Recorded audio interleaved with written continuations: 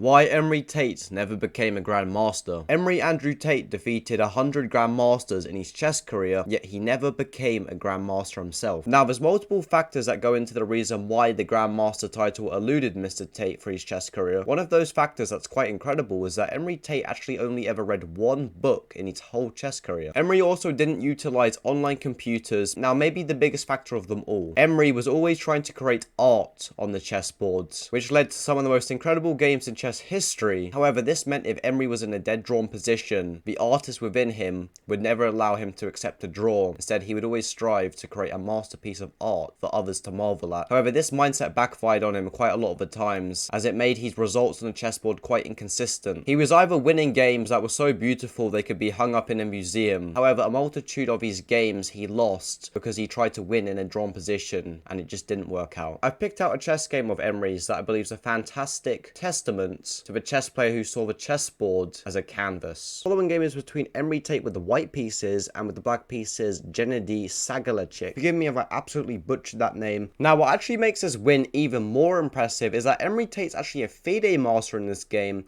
not even an international master yet. So it's way more rare to hear a FIDE master beats a grandmaster than an international master beats a grandmaster, especially in classical chess. So Emory actually normally goes for e4. This is what he's kind of most famously known for. However, in this game, he actually goes d4. I'm guessing because it's a bit kind of earlier in his chess career and maybe he's just trying out new things. However, d4 was played, and now we actually see knight f6. This is the most popular way to go about it. We see c4 controlling the center, and now we see e6. Knight c3 is played, and from this position, black can go for a Vorrei.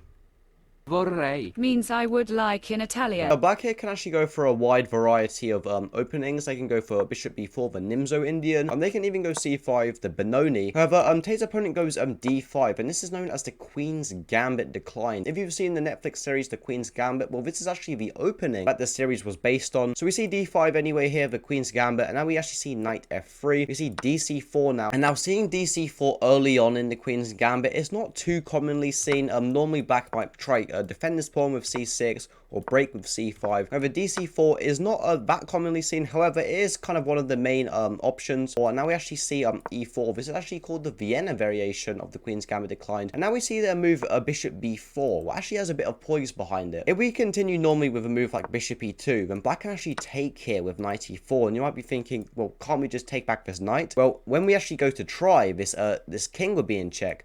So as you see, this knight is pinned because the bishop would be checking the king. For that reason, bishop e2 would be a big blunder. And now Emory goes for a very sharp line and goes bishop g5, saying if you're going to go here, I'm just going to simply take your queen. Notice how this queen is behind this knight. So now we see c5. So black's really at white's throat, really attacking the center. And now Emory even makes his opening more sharp and goes e5 here. So you might be thinking, is black just losing a knight here? Because if the knight moves back here, then we simply take your queen. After e5, black actually goes cd4. Now we actually see ef6. And now Tate's opponent, instead of just like taking back here, actually goes gf6. And now the problem is the material is equal. However, Emory's got two pieces under attack. This knight is under attack and this bishop is under attack. So what does Emory do? He plays queen a4 check. So say if like bishop d7 is played, then we can actually take this bishop, and that would be very good for white. However, after queen a4, black plays the move knight c6. So actually defending this, we cannot take this anymore because our queen would simply hang. So now both of Tate's pieces are still under attack. You definitely don't want to be down a knight or a bishop, especially against a grandmaster. So what does he do? Well, he obviously castles queenside. And now we actually see the move bishop d7. You might be wondering, bishop d7? What? Can't we just win a piece here? Say if fg5 was played, then we can actually play knight d4. So a move like bishop d7 could be played. However, after bishop d7, if we were to take here, black can actually take here. And here we would play a queen c4, so attacking this bishop and attacking this queen. So it gets actually quite tricky. So after a move like queen f6, we could take here.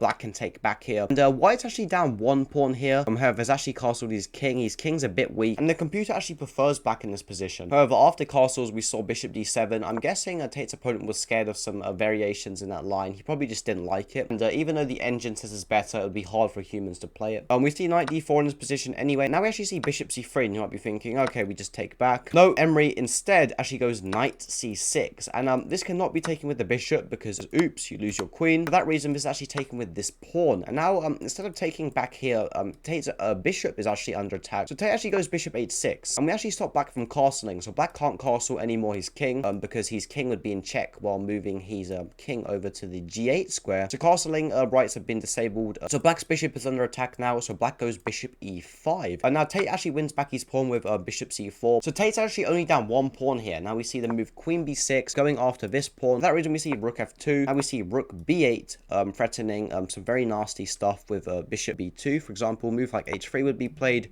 Oops, we can actually take here, and black would be up 2 pawns. This would be a nice position because the king is very open. Tate plays a very nice move and slides his bishop back, so actually disconnecting the coordination between the bishop, queen, and the rook on this b2 square. Now Tate's opponent actually goes rook b7, so actually putting another defender on this bishop. Notice how his bishop can't really move too many places. It's kind of locked in by its pawn, so we'll have to move one of them to free it. However, if it was to free it now, then you actually walk into checkmate. Now we actually see rook d8, so really putting pressure on this bishop. Queen b5 was not actually a good move. A better move could have been a move like f5 and maybe putting the bishop back on f6 for defensive duties. Now Tate's opponent gets what I call queen trade thirsty. This is when your opponent's up material and just trying to spam queen trades. It's so annoying. However, the best players set up their pieces in a way so if a queen trade is offered, they've got a very nice alternative to deal with it. Oh no, we're going to be exchanging queens. Tate plays a very nice move here, f4. But if this queen trade actually goes along, and after bishop a4, we're actually attacking this bishop, so the bishop would have to move.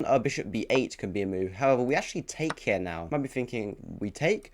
Well, actually, after rook d7, we play a very nice move bishop c6 now. Problem is, this cannot take because it's pinned to the king, as you notice when I move it. So this rook is what we call pinned, and this would be completely over. A move like this, just completely over. After f4, this queen trade can actually not go ahead unless black feels like losing the game instantly. And bishop b8 is played, and now Tate plays queen d4. So looking at this pawn, putting another attacker on this bishop. The aggressive move e5. So really going after this queen. Now we see queen e4, and now we see f4. So Tate's opponent really marching his pawns up the board. We see queen e3.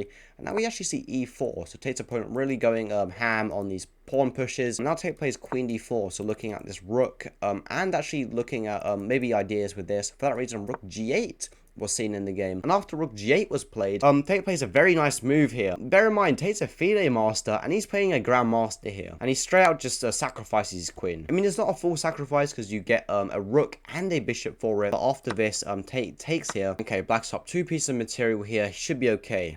Queen c5 was tried in the game, and now Tate goes king b1. And now the only move for Tate's opponent to really survive in the game is actually the really ugly move, queen e7. Playing a move like queen e7 is always depressing for this side playing it. But Tate has probably got a big smile on his face. The problem is, if this queen, I don't know, moves to a5, well, there's actually a very, very deadly threat of bishop f7 checkmate. Queen e7 is really the only way to stop the mate on f7. Tate gladly accepts his queen as anyone else would. Bishop g5, check. If this king goes here, actually after bishop f6, the black king is either getting mated or will have to give up material, because the problem is there's a really nice mating net here. There's no way for Tate's opponent to really escape the mate. Move like king e8 loses. And also, if Tate's opponent tries to retreat to e8, then after rook d8, that's checkmate. Then the only move is f6, but that actually loses a rook, because as you see, this bishop has come alive with this pawn push. So now we take, and this was taken in the game. Now we Tate's opponent took here, and after bishop h7, we saw the interesting move e3, bishop f5, and if this was tried, then we simply go here and collect. Bishop g3, maybe one last chance. Tate really stuffs up here with a move like this, and after e2, Tate's going to be in problems because he's going to have to give up a rook. However, Tate knows better, and in this position, he played the killer move, bishop g4. To this, we go here, and after bishop g4, Tate's opponent actually resigned. So a very nice GM scalp for Emory Tate. If you want to learn more about Emory Tate and you're interested in who he is and his chess, these videos might be of interest to you. Thank you for your time and attention, and have a good rest of your day.